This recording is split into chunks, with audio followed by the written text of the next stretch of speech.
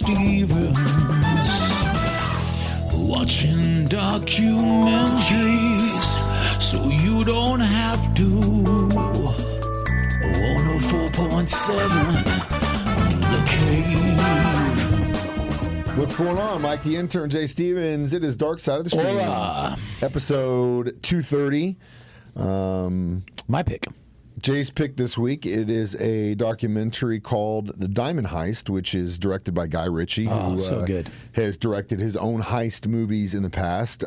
Before we get into the meat and potatoes of that story, what is your favorite heist movie? Oh, I thought you were going to say, have you ever stole the diamond? We'll ask about things we've stolen, but I know you didn't steal a diamond. My favorite heist movie, Ocean's 11. Ocean's 11? Yeah. That's a good one. Yeah. You know what the greatest heist movie of all time Which is? one? Heat. What about that one, Aces? Al Pacino, Aces or Robert De Niro, Aces High or Val Aces? Kilmer. A Guy Ritchie movie. That one was okay. I think it was pretty good too, but right? Heat's the best. Is Heat the best? As far as like realistic heist movies, and that includes getting the crew together, the planning. The Magician one too was good. Now You See Me. Yeah, that one. The Magician one. But yeah. the heist is literally the best bank robbing scene of all time. Have you ever seen Heat? No. Dude, please. The other one too, The Town, bro, right? The Town, isn't The Town a good one? I'm telling you, call him. Heat. Send Jay messages. Tell him he's missing. Let me use out your on, password for whatever streaming service is on. I think it's I think it's on Pluto for free right now. Dude. Yeah, Heat. Watch it. It's the best heist movie of all time. Okay. And it's like I said, you get federal agents like watching this thing and saying this is literally as realistic as it gets.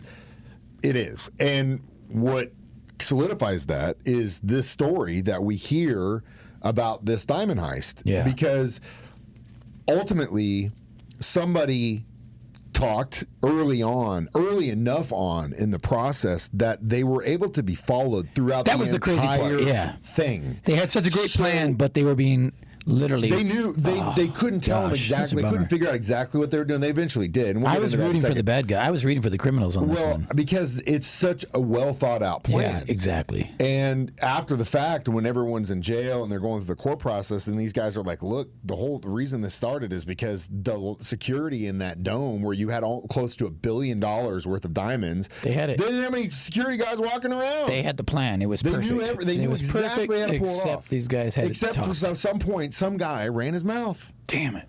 It's always that. It's always that. And, That's why you never tell your plans. In regards to Heat, it was the girlfriend of one of the guys who ran her mouth. See? And because she thought he was cheating on her and he wasn't, and they used that to get her to talk, and she did, and then she realized she screwed up. You see them, just watch the movie. But it's always someone that talks.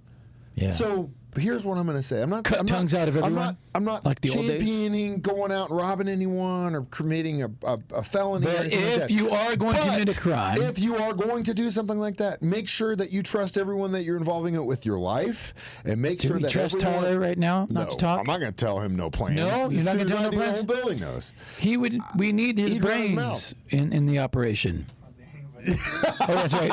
He doesn't talk to anyone here. He's just antisocial. He's only his only friends. It just blows my mind. It's always someone that runs their mouth. But anyway, the story itself is pretty incredible. The plan was great, and that's what we're going to talk about today. Dark Side of the Stream, episode 230, The Diamond Heist on 104.7 The Cave. Dark Side of the Stream, Mike the Intern and Jay Stevens, watching documentaries so you don't have to. 104.7 The Cave. Mike the Intern, Jay Stevens, or Senor Stevens as it were, in the studio this morning. Dark Side of the Stream, episode 230. We're doing the Diamond Heist. We should probably address why I'm dressed in a mariachi costume. Well, we don't want to give it up that we don't do these on. Okay. I mean, I just dress like this on random days. Jay just loves to dress up in a mariachi costume from time to time. He just has it in his Spreading office the cheer. and he puts it on. Just Spreading holiday cheer. He wants to make everyone smile.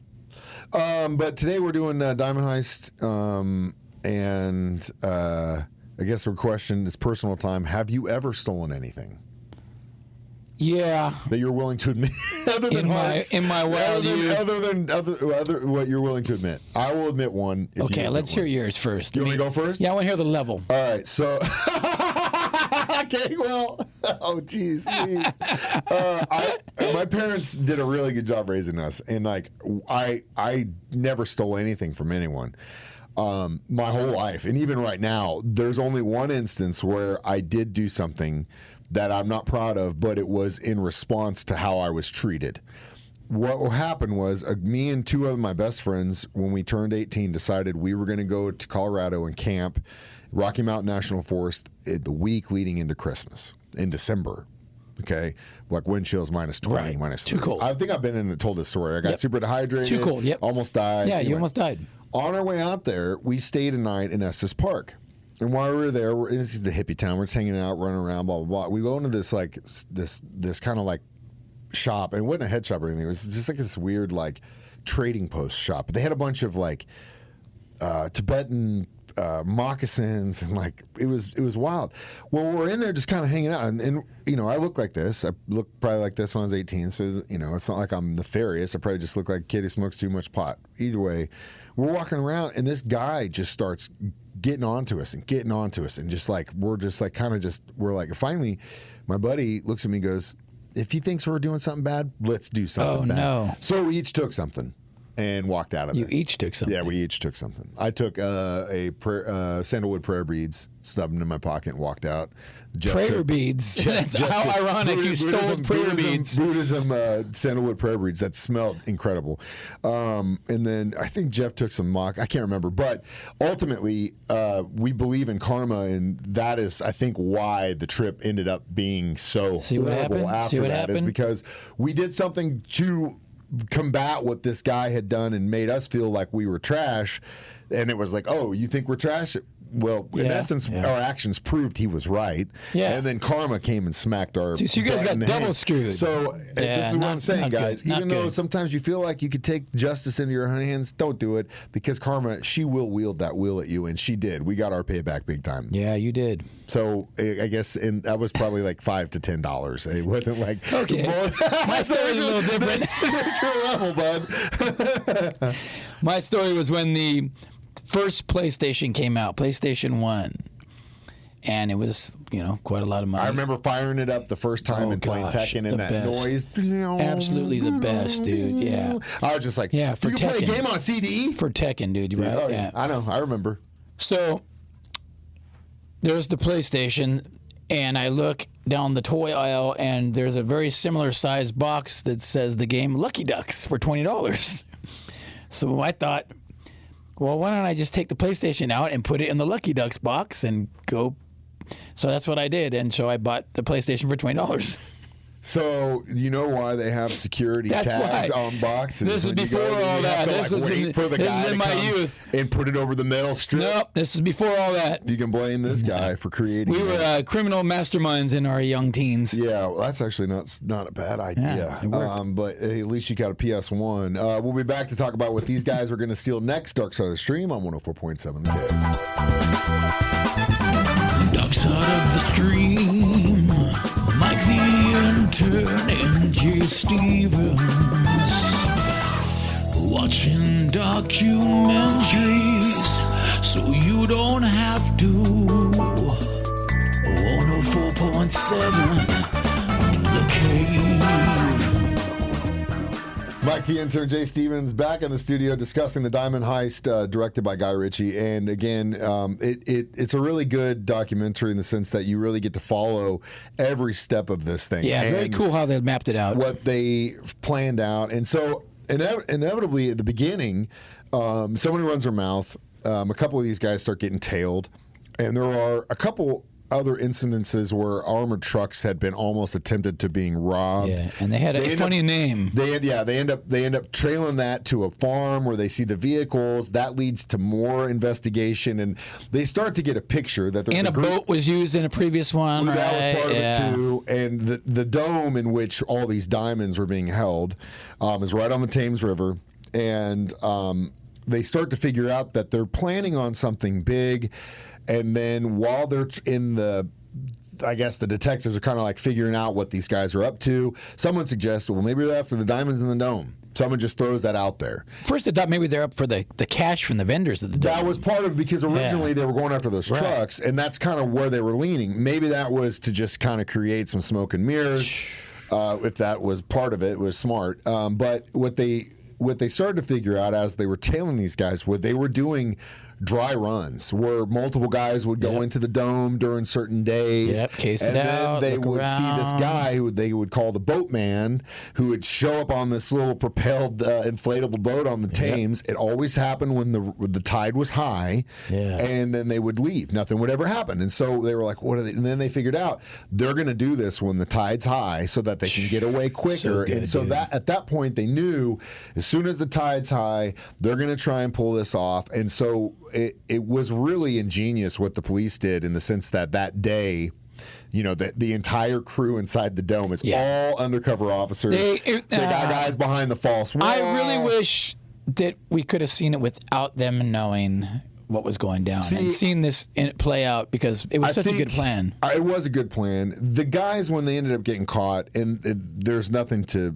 prove this otherwise, they said there was no violence. The nail gun that they bought was to break. Of course. And they kind of proved that. They didn't come out with. No, they're not. When I talk about heat, those guys are armed to take on a full tactical police group. These guys didn't show up with a bunch of. They're thinking they're going to get in and out. Nobody knows nothing. Nobody gets hurt. They literally have the tools in which they needed to get it done and get out without anyone hurt. Now, back to what you're saying, the police get involved and they don't know what's happening. You get a itchy finger security guy that takes a shot at them. Then people start getting killed. That's when bad things happen, i.e. heat. When you watch that, you'll know exactly what I'm talking about.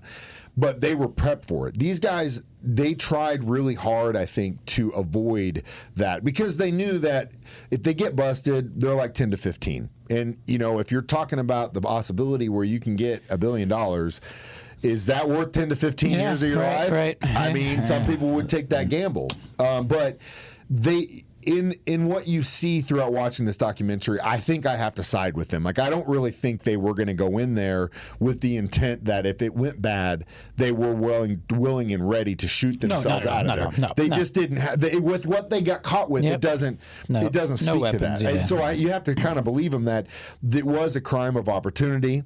They did a really good job trying to figure it out. Great job planning. Ultimately, it was just some idiot that ran his mouth. See? That's it. Or we'd be talking about don't befriend idiots. Group of London dudes, or we probably wouldn't even know who they were. These group of guys that had the biggest diamond heist in history, and we still don't know who they are. Yeah. And because the other thing I thought was interesting too, and a big part of this scene is that when they were going through all the stuff they got busted with, they're like, well, what's with the bulletproof vests? And they go, the reason we had those wasn't because of you. It was because we were trying to protect ourselves with the people who were going to buy the diamonds from us after the fact. So they had to prepare for the idea that they go through part of this, which is stealing the merchandise, and then the real gamble starts is I got to trust this nefarious character. Because how do you sell something that's so popular it had just been stolen? You got the Star Diamond, the Hope Diamond in you can't just go walk down to the pawn shop and you got a guy who's going to fence it for you, but then you know what I mean? Like that in itself is just as much of a gamble as stealing. You can't sell it.